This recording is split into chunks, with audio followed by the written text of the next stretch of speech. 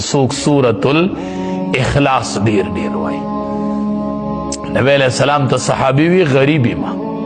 وی بس چه کور تننوزی جو بسم سلام ورچا و بیا سورة الاخلاص تلاوت کوا وی سیدہ سورزی پس راغی وی اللہ حبیب دمرا مالدار شم چه اللہ را سر گاونڈیان مالدار کرن دیکھ اللہ الصمد دیکھنا اللہ دا طولی دنیا نا بے حاجت ہے اللہ مام دسی دا مخلوق نا بے حاجت ہے کی سنگ چیتا بے حاجت ہے ندا وایا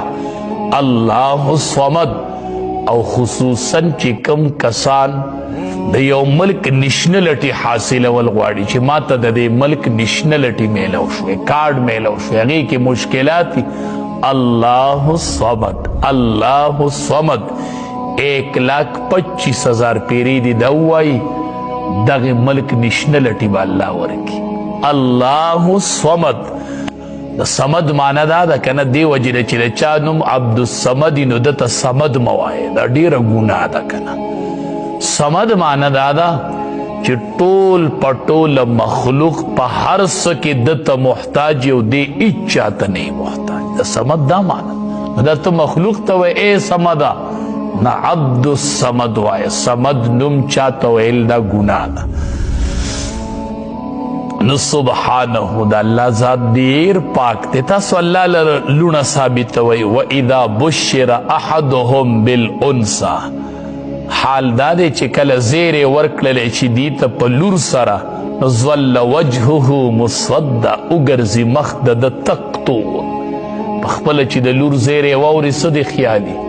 وَهُوَ قَزِيمَ او دا غصین ڈکی ڈک تا اللہ ہوئی قرآن کی ہوئی دا بدی کڑی کنا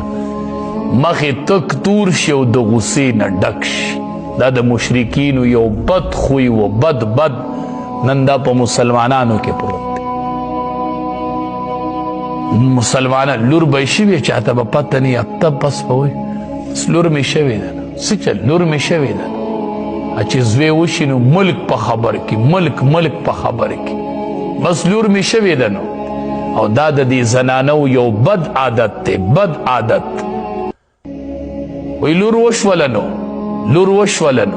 یو بلا بل سیواشو یو بلا را کر بل سیو یقین وکا چی دا زنانو وی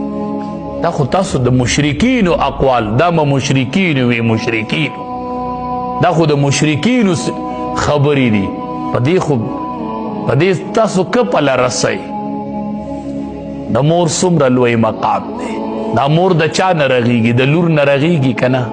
دا نن چستا مور دا لور وکا نوا نن چتا تا دا مور سور میلو دے دا لور پا شکل کے و دا نن لور دا سباب دا موری مور چی لور نی مور با دا کم زین راش دا دیر بدخوی دے اللہ چی پا قرآن کے دا اولاد ذکر کرے دے نو انسا اللہ مؤنس پا مذکر مخ کے کرے اللہ چی دا اولاد ذکر کئی نو دا لور ذکر اول کرے دے دیو جن علماء وائی